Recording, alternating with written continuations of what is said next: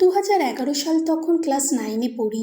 সবেমাত্র গোফেরিকা স্পষ্ট হতে শুরু করেছে। সারাদিন স্কুল আর বন্ধুদের সহিত আড্ডা দেওয়াই ছিল দৈনন্দিন রুটিন। ভালোবাসা কি সেটা নিয়ে তেমন কিউরিসিটি ছিল না।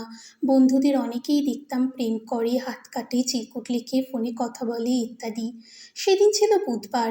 তাকে আমি প্রথম দেখি আমাদের ক্লাসের সামনে নিম গাছে হেলান দিয়ে দাঁড়িয়ে আছে আর কার সাথে যেন কথা বলতেছে আর হাসতেছে। আমি লক্ষ্য করলাম হাসলে ওর বাম গালে অনেক সুন্দর একটা টোল পড়ে, যা ওই দিন বেশি মুগ্ধ করেছিল আমাকে। তারপর থেকে যতই দিন যেতে থাকলো আমার ততই মেয়েটিকে ভালো লাগতে থাকে। কথাটা আমি আমার সবচেয়ে কাছের বন্ধু বিলাসকে জানাই। বিলাস হয়তো ক্লাসে কারোর সাথে কথাটা শেয়ার করে, আর পরে বিশেষ করে আমার আলামিন চাচার গার্লফ্রেন্ড, অর্থাৎ যাকে আমি স্যার ম্যাডামদের সামনেই চাচি ডাকতাম। উনি আমাকে বলতেছে যে পছন্দ করো, বলো না কেন। আমি বললাম কেমন করে বলবো, মেয়ে ক্লাস 6-এ পড়ে, যদি স্যারের কাছে বিচার দেয়। এটা এমনিতেই বললাম।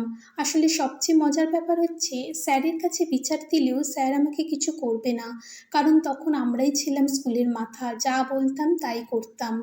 যাই হোক, পরের দিন চাচি আমাকে বলল আজকে মেয়েকে তোমার কিছু বলতেই হবে।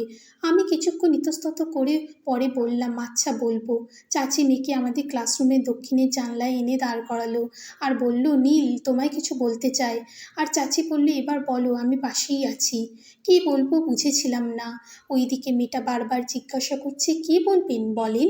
না মানে কি না মানে, না মানে বলছিলাম কি, কি এত না মানে করছেন, বলেন কি বলবেন। আসলে হয়েছে কি কালকে বলি, না আজকেই বলেন, না হলে আমি গেলাম। এই শুনো, আমি না তোমাকে খুব পছন্দ করি।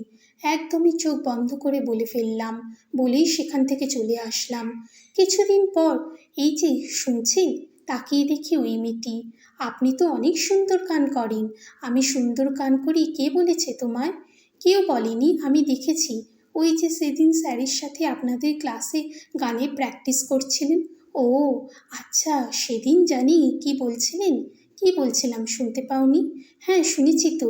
তো উত্তরটা কি? জবাবে কিছু বলছে না, মাথা নিচু করে আছে। হয়তো লজ্জা পেয়েছে। কি হলো, কিছু বলো। কি বলবো?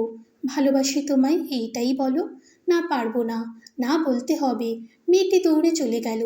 বহু কষ্টে মেয়ের ফুপুর ফোন নাম্বার জোগাড় করলাম, কিন্তু এখন ফোন করব কি দিয়ে? আমার তো ফোন নেই, আর বাসার ফোন দিয়ে কথা বলা যাবে না। কয়েকদিন পর সে আমাকে পছন্দ করে বলছে, কিন্তু কথা খুব কম হতো ওর সাথে, কারণ ওই স্কুলেই তার খালাতো বোন পড়তো। তারপর একটা ফোন কিনলাম শুধু ওর সাথে কথা বলার জন্য। সম্পর্কটা বেশ ভালোই ছিল, কিন্তু ফোনেও কথা বলা সমস্যা। ওর সাথে প্রথম আমার ফোনে কথা হয়েছিল 37 সেকেন্ড, পরে একদিন 53 সেকেন্ড। এই 2 দিন প্রতিদিন স্কুল ছুটির পর তাকে বলে আসতাম যাচ্ছি, সেও আমাকেই বলে যেত। এইভাবে আমি ক্লাস 10-এ উঠলাম, কিন্তু হঠাৎ কি জানি হলো, সে বলল আমার সাথে সম্পর্ক রাখবে না।